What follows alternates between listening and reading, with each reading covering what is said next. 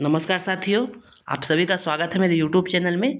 आज के इस वीडियो में हम लोग डिस्कस करेंगे प्रयोगशाला परिचालक हेतु जो एमसीक्यूज का सीरीज हम लोग स्टार्ट किए थे उसका पार्ट नंबर 6। जो नए हो उन लोगों को मैं बता दूं, हम लोग साइंस का एमसीक्यूज स्टार्ट किए हैं, जिसके अंतर्गत हम लोग सब्जेक्ट वाइज एमसीक्यूज स्टार्ट किए हैं। अभी जिसमें हमारा सब्जेक्ट चल रहा है केमिस्ट्री। सबसे पहले मैं केमिस्ट्री का एमसीक्यूज कराऊंगा, फिर फिजिक्स का, फिर बायोलॉजी का। ऐसा मैं आप सभी को बता चुका हूं। जो नए हैं उन लोगों के लिए ये इन्फॉर्मेशन है, ठीक है। तो सबसे पहले हम किसका कर रहे हैं, केमिस्ट्री का। और केमिस्ट्री में करा चुका हूं आप सभी को टोटल 5 एमसीक्यूज करा चुका हूं। अब आज का हमारा रहेगा एमसीक्यू नंबर 6, ठीक है।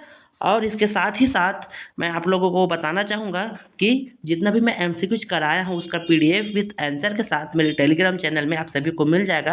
आप लोग वहाँ से जाकर पीडीएफ डाउनलोड कर सकते हैं और उसको आसानी से पढ़ सकते हैं। चैनल को ज्वाइन करने के लिए चैनल का लिंक इस वीडियो के डिस्क्रिप्शन में तथा मेरे चैनल के डिस्क्रिप्शन में आप सभी को मिल जाएगा। आप वहाँ से जाकर टेलीग्राम चैनल ज्वाइन कर सकते हैं, ठीक है। तो चलिए फिर वीडियो स्टार्ट करते हैं और देखते हैं हमारा आज का पहला प्रश्न। पहला प्रश्न दिया गया है, किस धातु से बनाया गया मिश्र धातु हवाई जहाज तथा रेल के डिब्बों में पुर्जों के काम में लिया जाता है। ऑप्शन है आपके सामने, तांबा, लोहा, एल्यूमिनियम, इनमें से कोई नहीं। तो इसका सही आंसर होगा option number C, aluminium. Aluminium से बनाए गए मिश्र धातुओं का उपयोग हवाई जहाज तथा रेल के डिब्बों में पुर्जों बनाने में किया जाता है, ठीक। अगला प्रश्न है, किस खनिज से रेडियम प्राप्त किया गया था। रेडियम के बारे में पूछा गया कि किस खनिज से रेडियम प्राप्त किया गया था। ऑप्शन है आपके सामने, चूना पत्थर, पिच ब्लेंड, रूटाइल एवं हेमेटाइट। तो रेडियम को प्राप्त किया था पिच ब्लेंड से। किससे? पिच ब्लेंड से प्राप्त किया गया था रेडियम से। तो सही आंसर हमारा ऑप्शन नंबर बी। अगला प्रश्न है, विश्व में उपयोग में लाई जाने वाली प्रथम धातु कौन सी थी। ऑप्शन है आपके सामने, तांबा, सोना, चांदी, लोहा। का सही आंसर होगा ऑप्शन नंबर ए, कौन सा? तांबा। सभी लोग जानते होंगे सिंधु घाटी सभ्यता, या फिर इसी को हम लोग क्या बोलते थे, ताम्रपाषाणकालीन सभ्यता। यहाँ पर क्या हुआ था, सिंधु घाटी सभ्यता में सबसे पहले तांबा का ही उपयोग करना ता, तांबा का ही उपयोग सबसे पहले स्टार्ट किया गया था, ठीक। और विश्व में भी क्या चीज, तांबा का सबसे पहले उपयोग किया गया था। तो सही आंसर आपका ऑप्शन नंबर ए, कौन सा? तांबा। अगला प्रश्न है, निम्नलिखित में से कौन से ग्रेनाइट के दो मुख्य घटक है। ग्रेनाइट का आपको घटक बता रहे हैं कौन कौन सा है। ऑप्शन है आपके सामने, लोहा और सिलिका, लोहा और चांदी, सिलिका और एल्यूमिनियम, आयरन ऑक्साइड और पोटेशियम। का सही आंसर होगा ऑप्शन नंबर सी, सिलिका और एल्यूमिनियम जो है ग्रेनाइट के दो मुख्य घटक होते हैं। कौन कौन सा? सिलिका और एल्यूमिनियम। अगला प्रश्न है, यूरिया है एक नाइट्रोजन युक्त कार्बनिक यौगिक, एक नाइट्रोजन युक्त अकार्बनिक यौगिक, एक पादप हार्मोन, एक ऊर्जा शोषी पदार्थ। देखो यूरिया में नाइट्रोजन होता है, आप सभी को पता है नाइट्रोजन होता है, ठीक। अब इसमें आपको इसमें कंफ्यूजन होगा कि ये कार्बनिक है या फिर अकार्बनिक है, ठीक। देखो सी और डी तो ऑलरेडी क्या हो गया, हट गया, ठीक। ये तो आएगा ही नहीं। अब इन दोनों में आपको फैसला करना है कि कौन सा सही है या कौन सा गलत है, ठीक। तो जो यूरिया होता है भैया, वह एक कार्बनिक यौगिक के अंतर्गत आता है, इसलिए इसको हम क्या बोल सकते हैं, एक नाइट्रोजन युक्त कार्बनिक यौगिक होता है। कौन सा चीज? यूरिया। आप लोग जानते ही होंगे यूरिया को, ठीक, जिसमें नाइट्रोजन की मात्रा अत्यधिक होती है। अगला प्रश्न है, आयनीय यौगिकों से संबंधित निम्न कथनों पर विचार करना है। आपको कथन दिए गए हैं और इस कथन के अंतर्गत आपको बताना है कि कौन सा आंसर सही है, ठीक। कथन 1 में दिया गया है, आयनीय यौगिक एल्कोहल में अविलेय होते हैं। कथन 2 में दिया गया है, ठोस अवस्था में आयनीय यौगिक विद्युत के उत्तम चालक होते हैं। मतलब जो आयनिक यौगिक होते हैं वह एल्कोहल में अगर उसको हम लोग विलय कर रहे हैं तो उसमें घुलेगा नहीं। तो ये ऑप्शन आपको सही लग रहा है या फिर गलत, ठीक। तो होता यही है कि जो आयनीय यौगिक है वह एल्कोहल में विलय बिल्कुल नहीं होता है, इसलिए हमारा कथन नंबर 1 क्या हो रहा है, सही हो रहा है। कथन नंबर 1 है हमारा सही। कथन 2 में दिया गया है क्या चीज, इन ठोस अवस्था में आयनीय यौगिक विद्युत के उत्तम चालक होते हैं। तो नहीं, यह आपका गलत कथन है। तो कथन 2 गलत हो रहा है और कथन 1 क्या हो रहा है आपका सही। तो देखते हैं यहाँ ऑप्शन किस में दिया गया है। ऑप्शन ए में दिया गया है केवल 1, ऑप्शन बी में दिया गया है केवल 2। तो यहीं से निकल गए, हम लोग देखे थे क्या चीज, केवल 1 सही है। तो सही आंसर निकल गया हमारा ऑप्शन नंबर ए, केवल 1 कथन सही है। एसिटिलीन के बारे में निम्नलिखित कथनों पर विचार कीजिए। आपको एसिटिलीन के संदर्भ में कुछ कथन दिए गए हैं, उस कथन को पढ़ के बताना है कि कौन सा कथन सही है, कौन सा कथन गलत है। ठीक है, अब आपका कथन दिया गया है वेल्डिंग उद्योग में इसका उपयोग किया जाता है। कथन 2 दिया गया है यह प्लास्टिक का निर्माण करने में प्रयुक्त एक कच्चा माल है। कथन 3 दिया गया है सिलिकॉन कार्बाइड और पानी का मिश्रण कर इसकी सुगमता से प्राप्ति होती है या फिर प्राप्ति की जा सकती है। इसमें आपको बताना इन कथनों में से सही कथन को आपको चुनना है। ठीक, तो देखते हैं क्या होता है। देखो, वेल्डिंग में इसका उपयोग किया जाता है, तो बिल्कुल सही, वेल्डिंग में इसका उपयोग किया जाता है। दूसरा, प्लास्टिक का निर्माण करने में प्रयुक्त एक कच्चा माल है। हाँ, तो बिल्कुल सही है कि प्लास्टिक के निर्माण में कच्चा माल के रूप में एसिटिलीन का उपयोग करते हैं। ठीक, लेकिन सिलिकॉन कार्बाइड और पानी के मिश्रण से इसका सुगमता से प्राप्ति की जाती है, ये बिल्कुल गलत कथन है, क्योंकि इसके द्वारा इसको क्या चीज प्राप्त नहीं किया जाता है। तो कथन 1 सही, कथन 2 से कथन 3 क्या हो रहा है हमारा गलत। अब देखते हैं हमारा कथन 1 और कथन 2 सही वाला ऑप्शन को किस ऑप्शन में दिया गया है। देखते हैं, ऑप्शन ए है 1 और 2 सही है, 1 और 3 सही है, 2 और 3 सही है, 1 2 3 सही है। हम लोग देखे थे 1 और 2 सही है, मतलब सही आंसर हमारा ऑप्शन नंबर ए। अगला प्रश्न है बुलेट प्रूफ वस्तुओं के निर्माण में निम्नलिखित में से कौन सा बहुलक प्रयुक्त होता है। बुलेट प्रूफ आप सभी को पता ही होगा, bullet proof jacket, bullet proof खिड़की, बहुत सारी चीजें बनती है। ठीक, इसके लिए आपको ऑप्शन दिया गया है पॉलीविनाइल क्लोराइड, पॉलीएमाइड, पॉलीएथिलीन तथा पॉलीकार्बोनेट।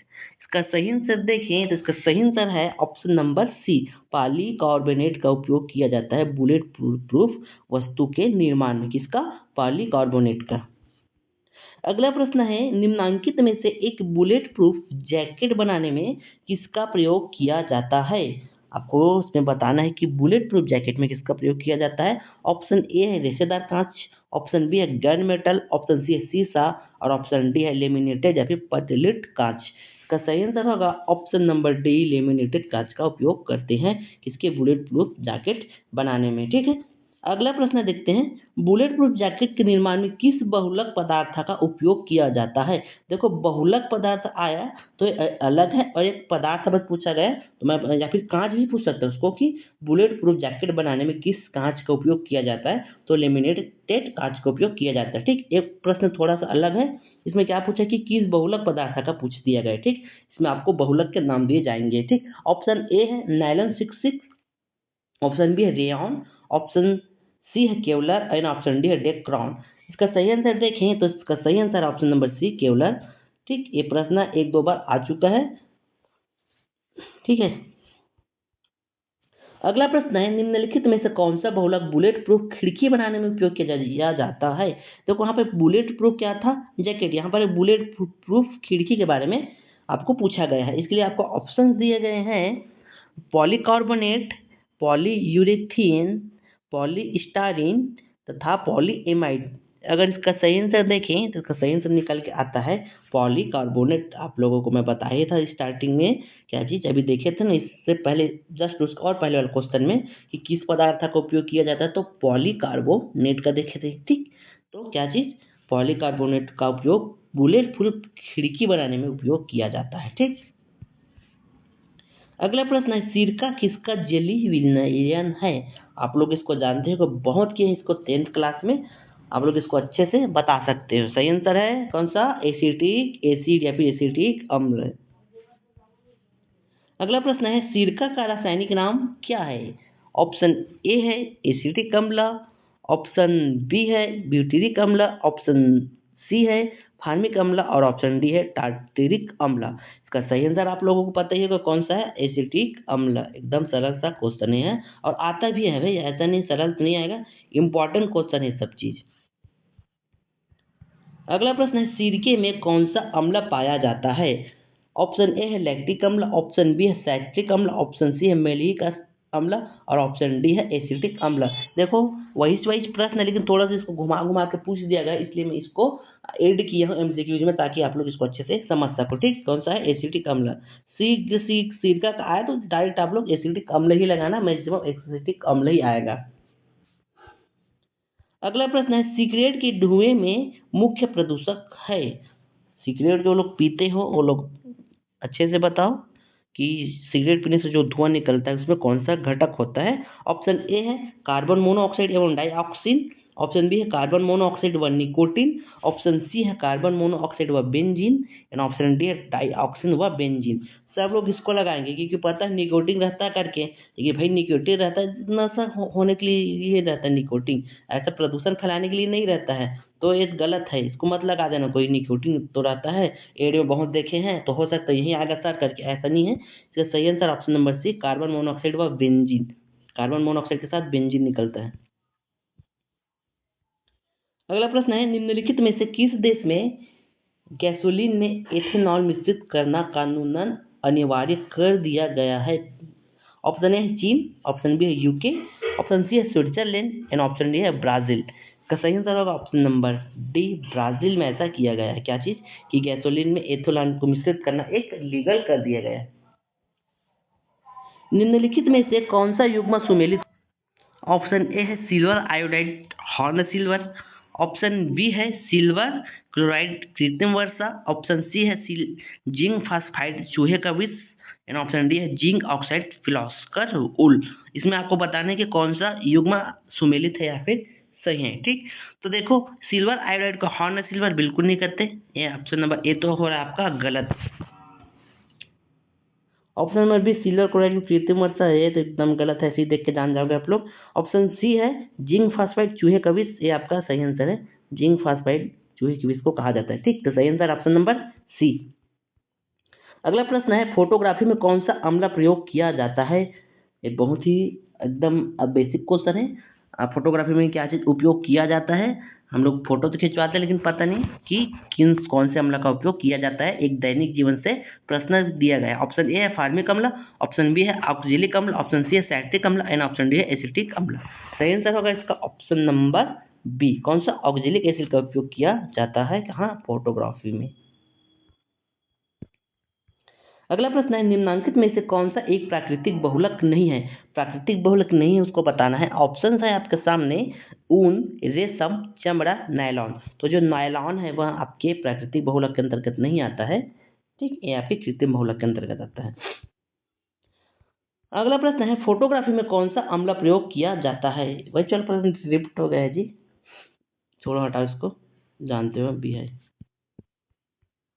निम्न में से कौन सा अम्ल दूध से दही बनने के दौरान बनता है? आप लोग बताओ इसको। ऑप्शन ए है एसिटिक अम्ल, ऑप्शन बी है एस्कॉर्बिक अम्ल, ऑप्शन सी है सिट्रिक अम्ल एंड ऑप्शन डी है लैक्टिक अम्ल। इसका सही आंसर होगा कौन सा? ऑप्शन नंबर डी, लैक्टिक अम्ल। दूध से संबंधित मैक्सिमम आपका लैक्टिक एसिड ही रहता है। ठीक, इसको याद रखना, अगर कुछ क्वेश्चन में फंस रहे हो तो लैक्टिक एसिड एक बार लगा के आना। ठीक है, तो सही आंसर ऑप्शन नंबर डी। अगला प्रश्न है ठंडे देशों में पारे के स्थान पर एल्कोहल को तापमापित द्रव के रूप में वरीयता दी जाती है क्योंकि एल्कोहल का द्रव्यमानक निम्नतर होता है, एल्कोहल ऊष्मा का बेहतर संचालक होता है, एल्कोहल पारे से अधिक सस्ता होता है और ऑप्शन डी एल्कोहल का विश्व उत्पादन पारे से अधिक होता है।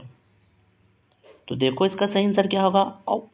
इसका सही आंसर होगा ऑप्शन नंबर ए, क्या चीज? एल्कोहल का द्रव्यमानक निम्नतर होता है। ठीक, यही होगा तभी तो ठंडे देशों में तापमापी के लिए रूप में बोल रहे हैं भाई, तो द्रव्यमानक ही इम्पोर्टेंट है। ये सब उतना इम्पोर्टेंट नहीं है, सस्ता है या फिर व्यस्त ऊष्मा का संचालन है, ये उतना इम्पोर्टेंट नहीं है। ठीक, ये तो इम्पोर्टेंट नहीं है।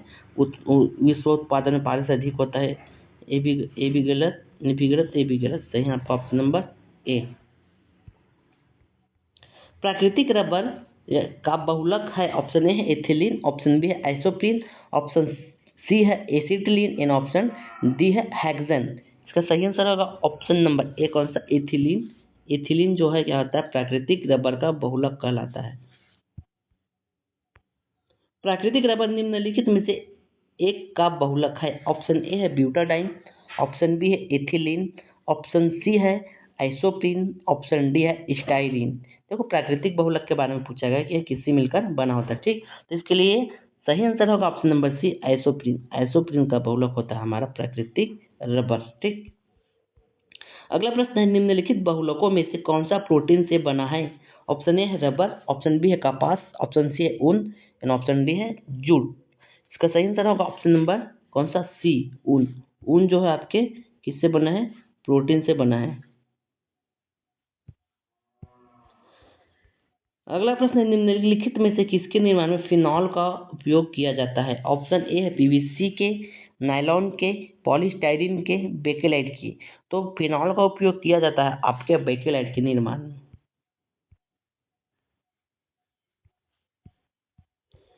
अगला प्रश्न है खट्टे दूध के उत्पादों में कौन सा अम्ल होता है। मैं अभी आप लोगों को बताया था दूध से संबंधित कुछ आया, डायरेक्ट आप लोग लैक्टिक एसिड ही लगाना। अगला प्रश्न है सूची 1 और सूची 2 को सुमेलित कीजिए तथा नीचे दिए गए कूटों से सही उत्तर को चुनना है, ठीक। लैक्टिक एसिड यहीं से आप लोग सीधा लगा लो, ऑप्शन नंबर डी मतलब पहला होगा क्या चीज 3। एसिडिक अम्ल भी मतलब आपको बताया था क्या चीज शीघ्र सिरका, ठीक। तो 3, 3 और 4 सबसे पहले देख लो कि 3 और 4 किसमें है। 3, 4 से तो डी में है, डायरेक्ट इसी को लगा दो। ऐसे करके भी आप लोग आंसर निकाल सकते हो, ठीक। तो 3, 4, 1, 2 मतलब देख एक किसका हो रहा है आपका सैक्टिक अम्ल का एक हो रहा है और 2 हो रहा है ब्यूटारिक अम्ल का ब्यूटारिक का दुर्गंध युक्त मक्खन। लैक्टिक एसिड लैक्टिक का दूध, एसिडिक अम्ल का शीघ्र सिरका, ठीक। क्या निकला 3, 4, 1, 2, ठीक। सही आंसर निकला था हमारा ऑप्शन नंबर डी। अगला प्रश्न है अंगूर में प्रचुर मात्रा में पाए जाने वाला ऑर्गेनिक अम्ल है। ऑप्शन ए है सिट्रिक अम्ल, ऑप्शन बी है सिट्रिक अम्ल, ऑप्शन सी है मैलिक अम्ल एंड ऑप्शन डी है कौन सा टार्टरिक अम्ल। सिट्रिक अम्ल एसिटिक अम्ल नहीं होता है, सिट्रिक नींबू का है, एसिटिक सिरका का है। टार्टरिक अम्ल जो है आपके किसमें अंगूर में पाया जाता है, आपका होगा सही आंसर।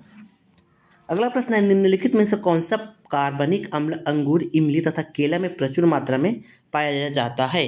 ऑप्शन ए है एसिटिक अम्ल, ऑप्शन बी है सिट्रिक अम्ल, ऑप्शन सी है लैक्टिक अम्ल और ऑप्शन डी है टार्टरिक अम्ल। अभी अभी मैं बताया हूँ आप लोगों को अंगूर में कौन सा पाया जाता है, कौन सा टार्टरिक अम्ल। तो देखो अंगूर ऐसा भी पूछ सकता है, इसमें कंफ्यूज नहीं होगी इसलिए इसको मैं ऐड किया हूँ। तो देखो अंगूर में है, इमली में है और केला में, तीनों को दे दिया जाएगा तो कंफ्यूज हो जाओगे कि सर तो पढ़ाए थे कि अंगूर में पाया जाता है टार्टरिक अम्ल, लेकिन इसके साथ साथ इसको भी दे दिया गया है तो क्या पाया जा सकता है। तो ऐसा करके कंफ्यूज नहीं होना है, इन तीनों में ही आपका टार्टरिक अम्ल पाया जाता है। तो इसका सही आंसर कौन सा निकल का है हमारे सामने, ऑप्शन नंबर डी टार्टरिक अम्ल, ठीक है। तो ये थी आज के हमारी इस वीडियो की टोटल 30 क्वेश्चन। मुझे उम्मीद है वीडियो आप लोगों को अच्छी लगी हो। वीडियो अच्छी लगी हो तो वीडियो को लाइक करना, जो लोग नए हो चैनल को सब्सक्राइब करके जरूर जाना, क्योंकि हम लोग जितने भी कंपटीशन एग्जाम हो रहे हैं उससे संबंधित टॉपिक से हम लोग क्लास कराते हैं, अच्छे से प्रिपरेशन कराते हैं। मैक्सिमम हम लोग एमसीक्यूज बेस्ड ही वीडियो डालते हैं। अब धीरे धीरे हम लोग जो मेन क्लासेस है उसका भी स्टार्ट करने की सोच रहे हैं। अभी कंटेंट बढ़ रहा है, उसके बाद हम लोग उसको स्टार्ट कर देंगे, ठीक है। स्पेशली हम लोग CGPSC का स्टार्ट करने जा रहे हैं। तो आप लोग जो लोग नए हो चैनल को सब्सक्राइब करके जरूर जाना, ठीक है। और जो लोग पुराने हो और लोग जिसको इसकी ज़रूरत है, जो लोग इसकी तैयारी कर रहे हैं, उसको वीडियो को शेयर जरूर करना, ठीक है। मिलते हैं अगले वीडियो में, तब तक के लिए आप सभी को जय जोहार, जय छत्तीसगढ़। और मेरे वीडियो देखने के लिए आप सभी का बहुत बहुत धन्यवाद।